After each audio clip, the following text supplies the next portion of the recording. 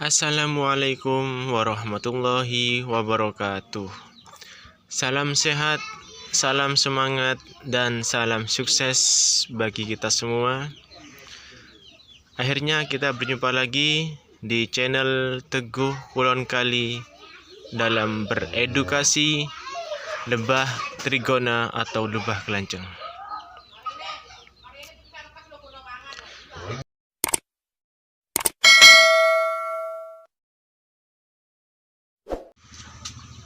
Ini adalah dulu sekitar 3 bulan yang lalu saya membuat vegetasi dari bunga krokot, itu dengan harapan supaya nanti lebah-lebah yang saya budidayakan, terutama lebah trigona, itu tidak jauh-jauh mencari bee pollen supaya dekat dengan lebah yang saya pelihara atau saya budidayakan di sini.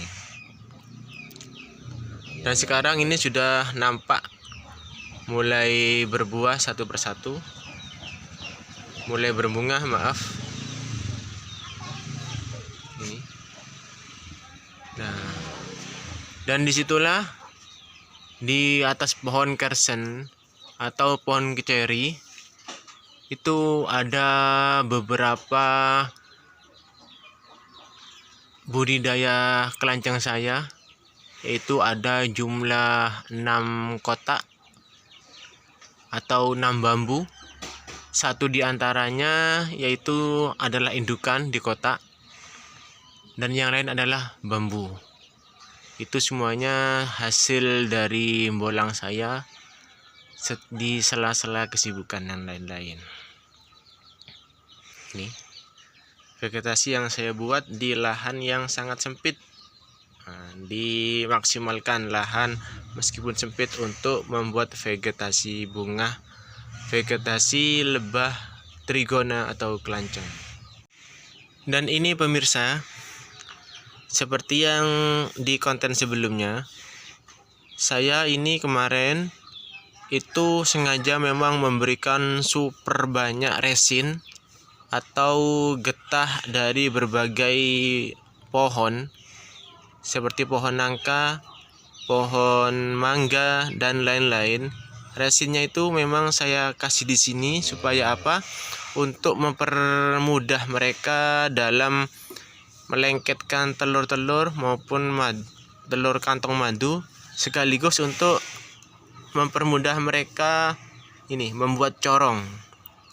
Nah, yang dulunya ini adalah lubangnya terlalu lebar sehingga mereka dipersempit oleh mereka menggunakan resin yang saya kasih ketika sedang memindahkan dari koloni bambu ke kota ini.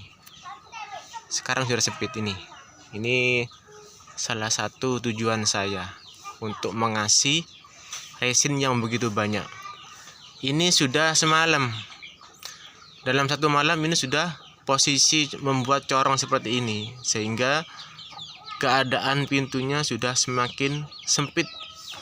Karena untuk jenis lebah trigona atau kelanceng levisep itu tidak suka membuat pintu yang begitu lebar, sehingga dalam posisi ini itu dipersempit sendiri oleh mereka. Ini ukuran masih besar ukuran jari saya, pemirsa ya, ini untuk perbandingannya.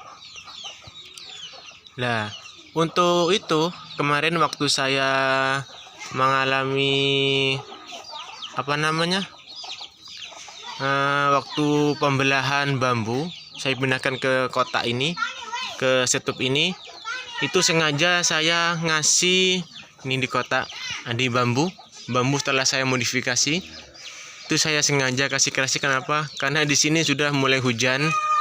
Jadi untuk mengantisipasi supaya air hujan tidak masuk ke dalam bambu tersebut. Nah, setelah saya pecah koloni atau pemindahan dari bambu ke setup ini posisi yang ini dalam bambu ini hanya terdapat telur saja. Telur sama bee pollen sama sedikit madu. Maaf pemirsa, itu hewan peliharaan orang tua saya, dan yang ini pemeliharaan saya sendiri. Biasa orang petani memang begitu. Oke, lanjut pemirsa. Nah, waktu kemarin ini memang isinya tanpa ada koloni, tanpa ada lebah bekerja. Cuma saya kasih di dalam bambu ini hanya telur dan madu dan juga sedikit bee pollen. Ketika saya pemindahan koloni ini kemarin dari bambu ke kotak ini, tiba-tiba ada sebagian lebah bekerja yang masuk ke sini pemirsa. Masuk ke sini. Lah itu, kelihatan kan? Nah, itu salah satu lebah bekerja yang tiba-tiba langsung masuk ke sini. Nah, itu salah satu jenis Trigona leavisep.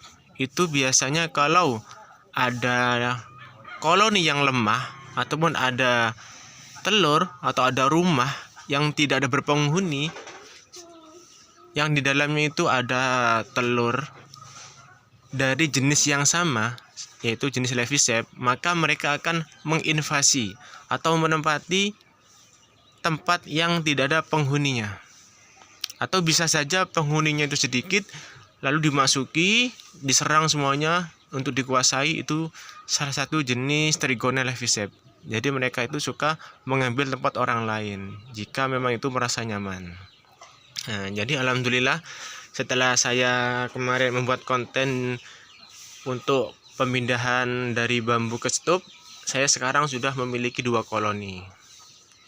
Nah, ini salah satu manfaat kita itu berbudidaya lebah Trigona yang satu jenis. Kita pecah koloni, ternyata ada salah satu koloni lain dalam satu jenis yang masuk ke sini. Itu sekarang mulai diisi, mulai aktif untuk merawat telur-telur dan menjaganya sampai menetas. Nah, otomatis di sini tidak ada yang namanya ratu. Nanti mereka akan membentuk sendiri ratu dari telur yang sudah saya sediakan. Di dalamnya itu ada telur muda, ada telur tua. Nanti telur muda itu yang akan mereka bentuk untuk dijadikan calon ratu. Dan ratunya ketika sudah menetas. Nah, semoga apa yang saya sampaikan hari ini bisa memberikan edukasi, memberikan manfaat untuk teman-teman yang berbudidaya lebah kelanceng.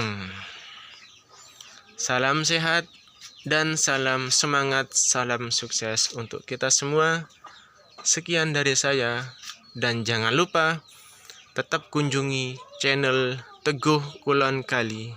Wassalamualaikum warahmatullahi wabarakatuh.